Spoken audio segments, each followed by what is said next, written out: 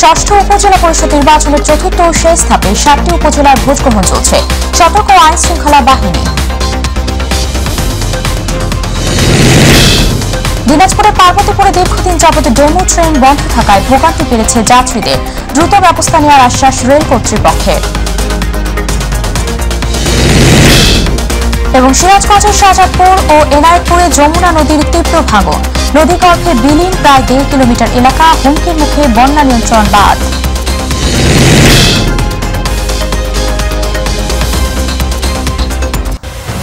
দর্শক আসসালামু আলাইকুম, আমি জানাচ্ছি মাইকেল কি জেলা সংবাদে। আপনাদের সাথে আছি আমি উপমা কুন্ডু। শুনছিলেন সংবাদ শিরোনাম, চলে যাচ্ছি বিস্তারিত সংবাদে। ষষ্ঠ উপজেলা পরিষদ নির্বাচনে খুলনার 3টি উপজেলায় রূপসা, বটিয়াঘাটা ও দাকব উপজেলায় ভোট গ্রহণ চলছে। ভোটারদের মোটামুটি উপস্থিতি রয়েছে। 3টি উপজেলায় 4,51,987 জন ভোটারের জন্য 184টি কেন্দ্রে 1,230টি ভোট কক্ষ আছে। ভোট গ্রহণের জন্য 184 জন প্রিজাইডিং অফিসার, 1230 জন সহকারী প্রিজাইডিং অফিসার, 2460 জন পোলিং অফিসার ভোট গ্রহণ কাজে নিয়োজিত রয়েছেন। আইন শৃঙ্খলা রক্ষায় অপর্যাপ্ত পুলিশ আনসার কেন্দ্রে রয়েছে। রাজশাহীর চারঘাট ও বাঘার 2টি উপজেলায় ভোট গ্রহণ শুরু হয়েছে। চারঘাট বাঘা উপজেলায় চেয়ারম্যান পদে প্রতিদ্বন্দ্বিতা করছেন 5 জন। ভাইস চেয়ারম্যান পদে 9 জন, মহিলা ভাইস চেয়ারম্যান পদে 9 জন করে প্রতিদ্বন্দ্বিতা করছেন। জেলার ভোট কেন্দ্র রয়েছে 131টি। 2 উপজেলায় মোট ভোটার সংখ্যা 3,46,066 জন। এর মধ্যে চারঘাটে 1,80,403, বাঘায় 1,65,663 ভোটার। 2টি উপজেলায় 6 প্লাটুন বিজিবি সহ আইন শৃঙ্খলা রক্ষাকারী বাহিনী সদস্যরা তৎপর রয়েছে। দর্শক, রাজশাহী থেকে বিষয়ে আরো তথ্য জানাচ্ছেন প্রতিনিধি শাহরিয়ার অন্তু। ধন্যবাদ আপনাকে।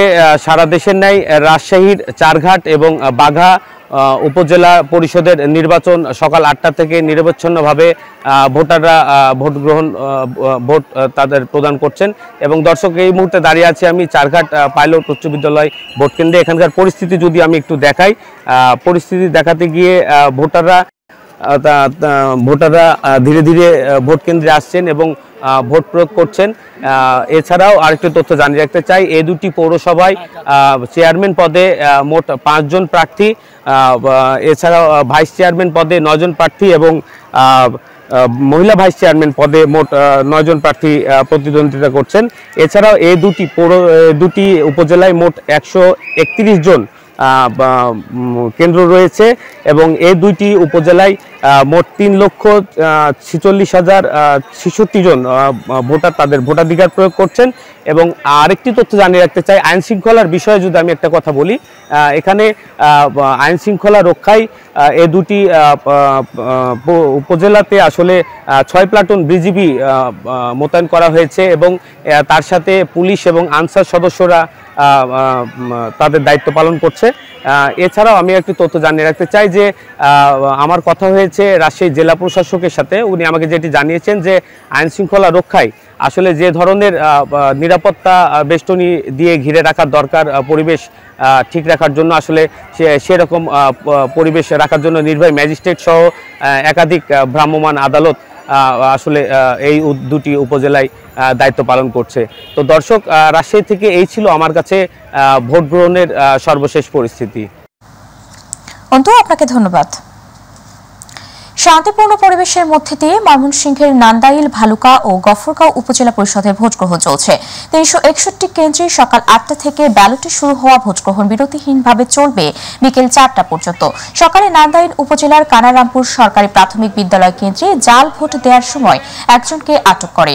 তিনি উপজেলায় চেয়ারম্যান পদে 13 জন, ভাইস চেয়ারম্যান পদে 18 জন এবং সংরক্ষিত মহিলা ভাইস চেয়ারম্যান পদে 9 জন সহ সর্বমোট 40 জন প্রার্থী প্রতিদ্বন্দ্বিতা করছেন।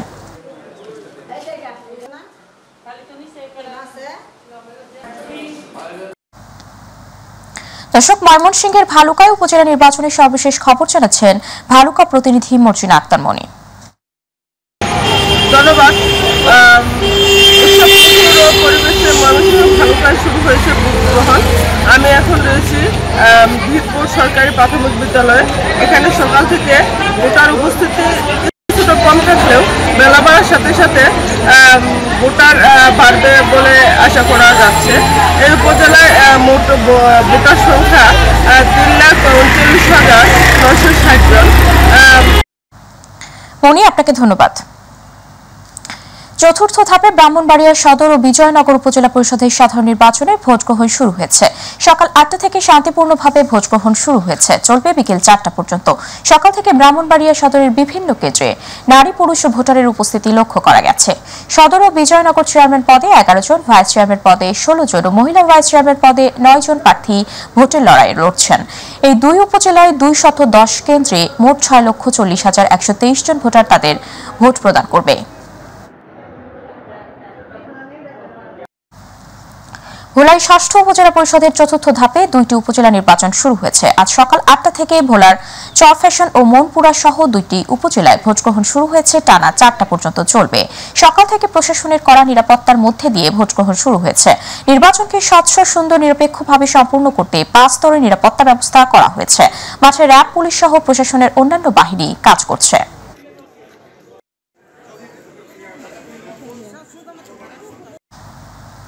উপজেলা পরিষদ নির্বাচনের চতুর্থ ধাপে সিরাজগঞ্জের রায়গঞ্জ ও কামারখন্দ উপজেলায় ইভিএমে ভোট গ্রহণ চলছে। সকাল 8টা থেকে শুরু হয়ে বিরতিহীনভাবে চলবে বিকেল 4টা পর্যন্ত।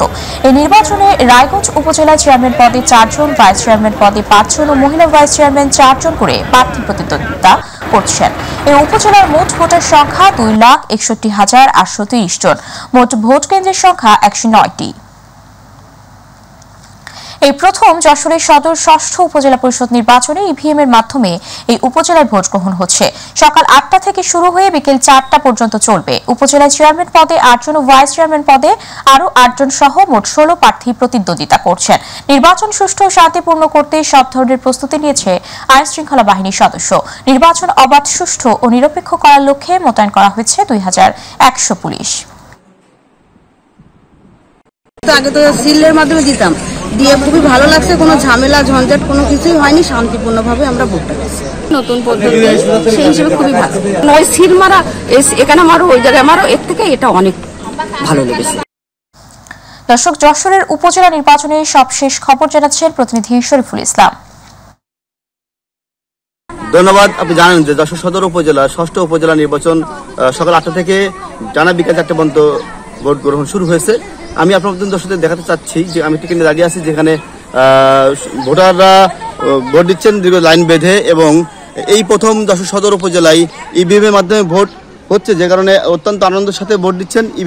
ইভিএম এ প্রথম ভোট হওয়ার কারণেই সাধারণ ভোটাররা অত্যন্ত আনন্দের সাথে ভোট দিচ্ছেন। কোথাও কোনো অপ্রীতিকর খবর পাওয়া যায়নি, এবং কোথাও কোনো অপ্রীতিকর খবর পাওয়ার সাথে সাথে পুলিশ তাৎক্ষণিক ব্যবস্থা নিচ্ছেন। যেহেতু যশোর সদর উপজেলায় একটি মাত্র উপজেলাতে ভোট হচ্ছে এ জেলায়, সে কারণে পুলিশ মোতায়েন করা হয়েছে 2,100 জন, এবং আনসার সদস্য মোতায়েন করা হয়েছে 3,350 জন, এবং 4 প্লাটুন বিজিবি, র্যাব 4টি টিম কাজ করছে টোটাল উপজেলাতে, এবং 18টি নির্বাহী ম্যাজিস্ট্রেট কাজ করছে।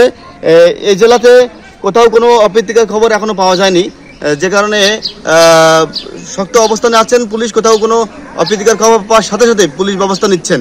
আমি আপনার মাধ্যমে একটা কথা জানিয়ে রাখি, যশোর সদর উপজেলার এই নির্বাচনে 5,79,933 জন ভোটাররা ভোটারদেরকে পরিণত করবেন, এবং ভোটযুদ্ধ অংশগ্রহণ করেছেন চেয়ারম্যান প্রার্থী 8 জন ভোটযুদ্ধে অংশগ্রহণ নিয়েছেন, এবং ভাইস চেয়ারম্যান মহিলা পুরুষ 8 জন, মোট 16 জন প্রার্থী ভোটযুদ্ধে অংশগ্রহণ করেছেন।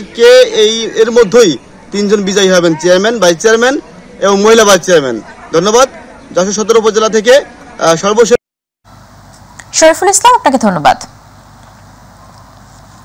উপজেলা পরিষদ নির্বাচনের চতুর্থ ধাপে কুমিল্লার চৌদ্দগ্রাম, হোমনা ও নাঙ্গলকোট ভোট গ্রহণ চলছে। শুরুতে বিভিন্ন ভোট কেন্দ্রে ভোটারদের উপস্থিতি কম থাকলেও বেলা বাড়ার সাথে সাথে উপস্থিতি বেড়েছে। এবারে 3টি উপজেলা পরিষদ নির্বাচনে চেয়ারম্যান পদে 9 জন, ভাইস চেয়ারম্যান ও মহিলা ভাইস চেয়ারম্যান পদে 9 জন করে মোট 27 প্রার্থী ভোটযুদ্ধে লড়ছেন। 3টি উপজেলায় মোট ভোটার 9,13,115 জন।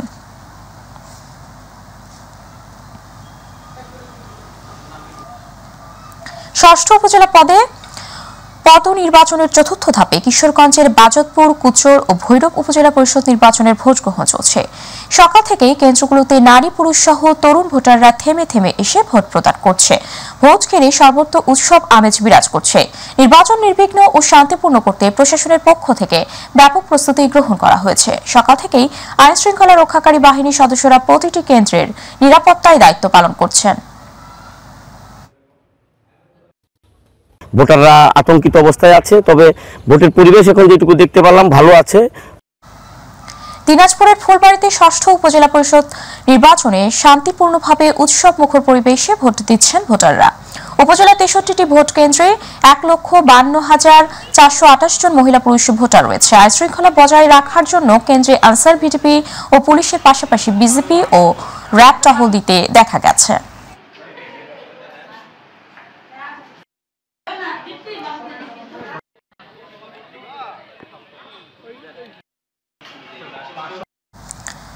দর্শক, এই মুহূর্তে রংপুরের বদরগঞ্জ থেকে ভোটের খবর জানাতে যুক্ত হচ্ছেন সহকর্মী মাহমুদুল হাসান।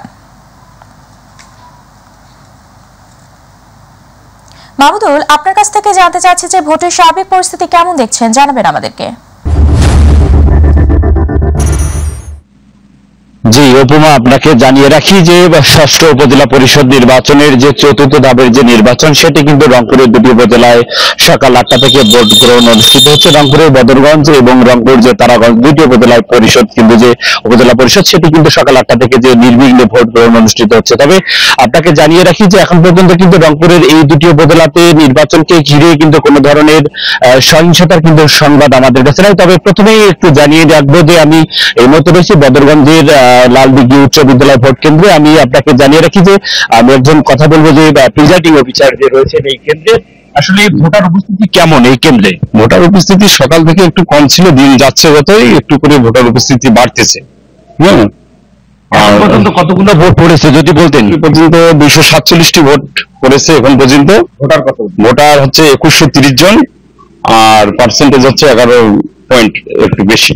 হ্যাঁ জি উপমা, আপনি যেমনটা শুনছিলেন যে এখানকার যে এই ভোট কেন্দ্রে অর্থাৎ রংপুরের যে বদরগঞ্জ উপজেলা, এখানে 2,43,038 জন ভোটার কিন্তু তাদের যে ভোটাধিকার সেটি প্রয়োগ করতে পারবে। তবে এখন পর্যন্ত আমি যে কেন্দ্রের উপরে রয়েছে বদরগঞ্জের, এখানে এই কেন্দ্রে এখন পর্যন্ত অর্থাৎ 2130 ভোট কিন্তু এই কেন্দ্রে রয়েছে। এখন পর্যন্ত 230টির মতো ভোট পড়েছে, অর্থাৎ এখন পর্যন্ত কিন্তু 12% ভোটও কিন্তু সেখানে পড়েনি। তবে এখানকার যারা আসলে প্রার্থী এবং সাধারণ ভোটারদের সাথে কথা বলেছি, তারা যেমনটা বলছে যে এখন এই মুহূর্তে রংপুরের যে বদরগঞ্জ উপজেলার সাধারণ মানুষ কিন্তু তাদের যে বোরো চাষ, পরে যে ধান কাটাই মাড়াই, সেই কাজে কিন্তু ব্যস্ত থাকায় তারা কিন্তু ভোট কেন্দ্রে আসছে না এবং ভোটার উপস্থিতি একেবারেই কিন্তু কেন্দ্রে চোখে পড়ার মতো নাই। এবং একে একে আমরা দেখেছি যে অনেক ভোটাররা তাদের যে ভোট কেন্দ্রে আসছেন এবং তাদের যে পছন্দের প্রার্থীদের কিন্তু আমরা ভোট দিতে দেখেছি এবং কোথাও যে নির্বাচনকে ঘিরে কোনো ধরনের সহিংসতা সেটি কিন্তু নাই। তবে আরেকটি মজার বিষয়, সেটি হলো যে এই বদরগঞ্জ উপজেলা পরিষদ নির্বাচনের যে চেয়ারম্যান প্রার্থী রয়েছেন দুইজন,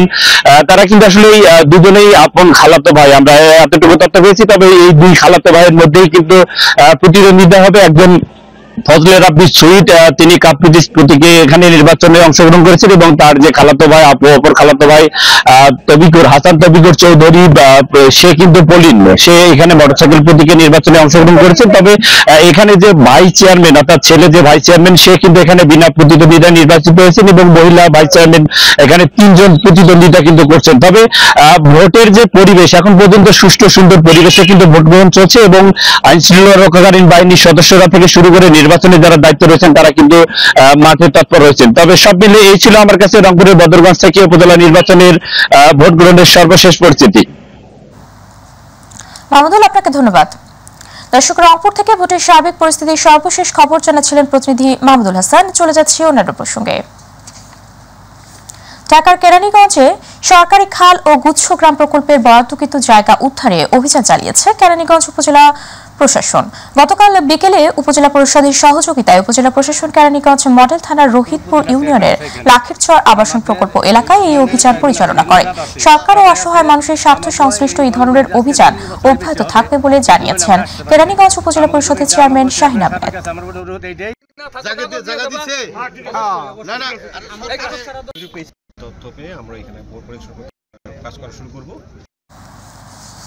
চট্টগ্রাম নগরের চাঁদগাঁওয়ের বেপারি পাড়ায় বিসমিল্লা ইলেকট্রনিক্স অ্যান্ড ইলেকট্রনিক্স এ ওয়াটন নামের বৈদ্যুতিক পাখার মোড়কে ওয়ালটনের লোগো ছাপানোর কারণে দোকান সিলগালা এবং 50,000 টাকা জরিমানা করেছে জাতীয় ভোক্তা অধিকার সংরক্ষণ অধিদপ্তর।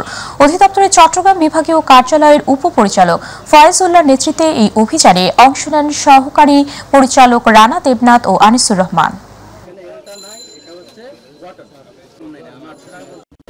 মনে হয়েছে তিনি জেনে বুঝে শুনেই এটা বিক্রি করছেন, যেহেতু এখানে ওয়ালটনের লোগো আছে আর এখানে তার যে ভাউচার তিনি যার থেকে ক্রয় করেছেন সেই ভাউচারে কিন্তু ওয়াটন লেখা আছে।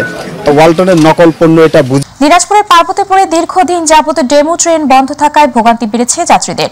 স্বল্প দূরত্বে চলাচলে জনপ্রিয় এই ট্রেন পুনরায় চালুর দাবি জানিয়েছেন স্থানীয়রা। এদিকে এখন ডেমো ট্রেন চালুর কোনো সিদ্ধান্ত না থাকলেও অল্প সময়ে এসব ট্রেন নষ্টের কারণ খুঁজতে কাজ করছে সংশ্লিষ্টরা। জড়িতদের বিরুদ্ধে প্রয়োজনীয় ব্যবস্থা নেওয়ার কথা জানিয়েছে রেল কর্তৃপক্ষ। প্রতিনিধি আব্দুল্লাহ আল মামুনের তথ্য ও ভিডিওচিত্রে আতিকুর রহমান তিতাসের রিপোর্ট। 2013 সালে প্রায় 650 কোটি টাকা ব্যয়ে ডেমো ট্রেনের 20টি সেট আমদানি করে রেল কর্তৃপক্ষ। এর মধ্যে দিনাজপুরের পার্বতীপুর থেকে বিভিন্ন রুটে চলাচলের জন্য দেয়া হয় 2টি ডেমো ট্রেন। তবে 4 বছরের মাথায় বিভিন্ন সমস্যা দেখা দিলে এক পর্যায়ে ডেমো ট্রেন দুটি বন্ধ হয়ে যায়।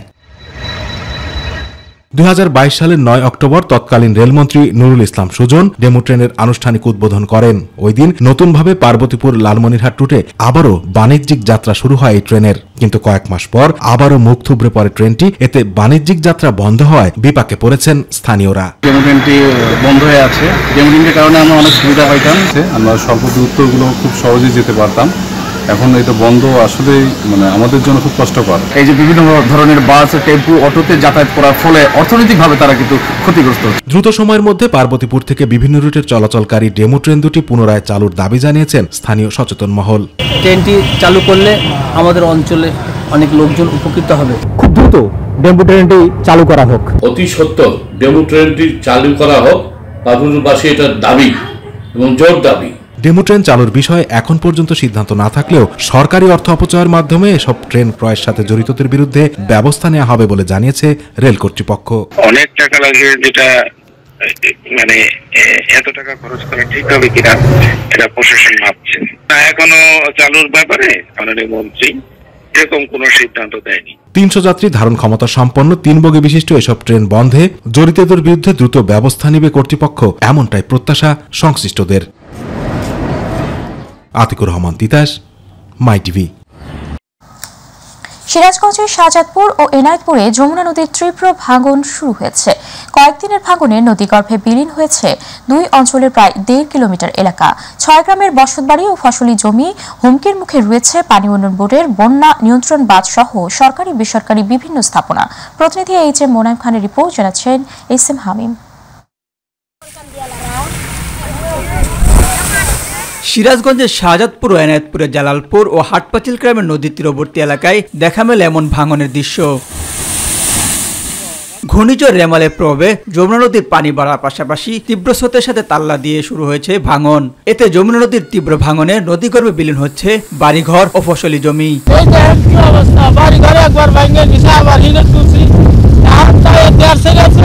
খালি হুনি দেখে এত দেহের বাদে কাম করতেছে না, মনে করে ভাঙনে সব হারানো অসহায় মানুষের ঠাঁই হয়েছে খোলা আকাশের নিচে। ঘরবাড়ি আর ভিটে মাটি হারিয়ে মানবেতর জীবনযাপন করছেন তারা।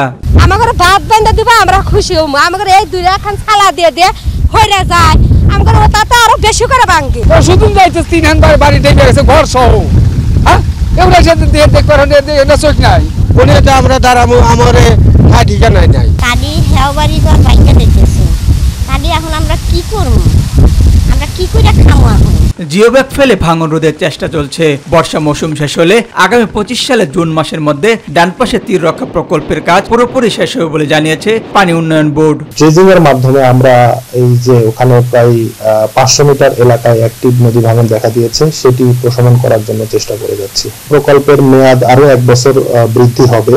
এই 1 বছরের মধ্যে আমরা আশা করছি যে প্রকল্পের কাজ শেষ হবে। 6 বছর আগে সিরাজগঞ্জের যমুনা নদীর ডান তীর রক্ষায় এনায়েতপুর থেকে শাহজাদপুরের কৈজুরি পর্যন্ত নদী ভাঙন রোধের কাজ শুরু করে পানি উন্নয়ন বোর্ড। এস.এম. হামিম, মাই টিভি। পৃথক দুই অভিযানে যশোরের শার্শা জিরেনগাছা এলাকা ও ঝিকরগাছা থানার ব্যাংকদাহ এলাকা থেকে দুইজন যাবজ্জীবন কারাদণ্ডের সাজাপ্রাপ্ত আসামি আশরাফুল ইসলাম ও আসামি পেকি খাতুনকে গ্রেপ্তার করেছে যশোর র্যাব ৬ এর সদস্যরা। র্যাব ৬ এর অধিনায়ক মেজর সাকিব হোসেন জানান, গোপন সংবাদের ভিত্তিতে যাবজ্জীবন সাজাপ্রাপ্ত আসামিদের গ্রেপ্তার করে শার্শা ও ঝিকরগাছা থানায় হস্তান্তর করা হয়েছে।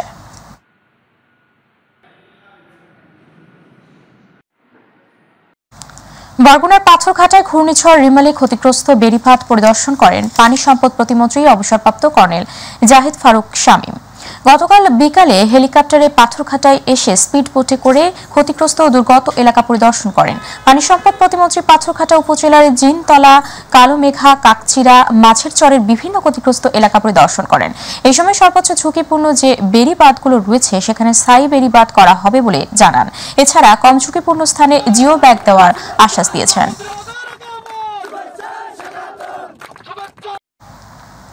ঘূর্ণিঝড় রেমালে ক্ষতিগ্রস্ত অঞ্চল পরিদর্শন শেষে অসহায় ও সুবিধা বঞ্চিত মানুষদের ত্রাণ এবং চিকিৎসা সেবা দিয়েছে বাংলাদেশ কোস্টগার্ড। কোস্টগার্ড পূর্ব জোনের উদ্যোগে মহেশখালী থানাধীন গোরখঘাটা এলাকায় সর্বমোট ২৭৬ জন অসহায়, গরিব, দুস্থ ও শিশুদের মাঝে বিনামূল্যে চিকিৎসা সেবা এবং প্রয়োজনীয় ঔষধ সামগ্রী প্রদান করা হয়। এ সময় উপস্থিত ছিলেন surgeon lieutenant commander Nazmul Akhtar Ferdous ও সার্জন লেফটেন্যান্ট আসিফ খান।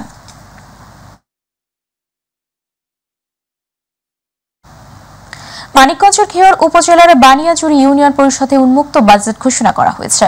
মঙ্গলবার দুপুরে ইউনিয়ন পরিষদ হলরুমে পরিষদের চেয়ারম্যান এইচ.আর. আনসারি বিল্টু ২০২৪-২৫ অর্থ বছরের প্রস্তাবিত ১,২৫,৭৭,৩১২ টাকা এই বাজেট পেশ করেন। প্রধান অতিথি হিসেবে উপস্থিত ছিলেন উপজেলা নির্বাহী কর্মকর্তা মোহাম্মদ আমিনুল ইসলাম। অনুষ্ঠানটি সঞ্চালনা করেন বানিয়াজুড়ি ইউনিয়ন পরিষদের সচিব মোহাম্মদ রাশিদুর রহমান। নড়াইলে ক্লাইমেট স্মার্ট প্রযুক্তির মাধ্যমে খুলনা কৃষি অঞ্চলের জলবায়ু পরিবর্তন অভিযোজন প্রকল্পের পরিকল্পনা গ্রহণ ও মূল্যায়ন সভা হয়েছে। উপপরিচালক কৃষিবিদ মোহাম্মদ আশেক ওয়ারবেসের সভাপতিত্বে সভায় প্রধান অতিথি ছিলেন জেলা প্রশাসক মোহাম্মদ আশফাকুল হক চৌধুরী। এ সময় প্রকল্প পরিচালক শেখ ফজলুল হক মনি জেলার কৃষকদের প্রযুক্তি সম্পর্কে বিস্তারিত আলোচনা করেন। টাঙ্গাইলের নাগরপুর উপজেলার বেকরা ইউনিয়নের বারাপুষা গ্রামে ২০২৩-২৪ অর্থ বছরে তেল জাতীয় ফসলের উৎপাদন বৃদ্ধি প্রকল্পের আওতায় সরিষা, বোরো, রোপা, আমন শস্য ধারার বাস্তবায়িত বোরো প্রদর্শনী, মাঠ দিবস ও কারিগরি আলোচনা সভা হয়েছে। মঙ্গলবার বিকেলে উপজেলা কৃষি সম্প্রসারণ অধিদপ্তরের আয়োজনে প্রদর্শনী সংলগ্ন মাঠে এই মাঠ দিবস হয়। উপজেলা কৃষি অফিসার ইমরান হুসাইনের সভাপতিত্বে প্রধান অতিথির বক্তব্য রাখেন জেলা খামার বাড়ি কৃষি সম্প্রসারণ অধিদপ্তর অতিরিক্ত পরিচালক উদ্ভিদ সংরক্ষণ মোহাম্মদ নুরুল ইসলাম। এটা দ্বারা আমি বুঝতে চাচ্ছি যে আমাদের যে করে হারভেস্ট করে ঘরে তুলতে গেলে আপনার হচ্ছে যে ১.৫ দিন লাগতে পারে, তাহলে আমরা কিন্তু দর্শক সাথে থাকার জন্য ধন্যবাদ। পরবর্তী সংবাদ দেখার আমন্ত্রণ জানিয়ে বিদায় নিচ্ছি আমি উপমা। আল্লাহ হাফেজ।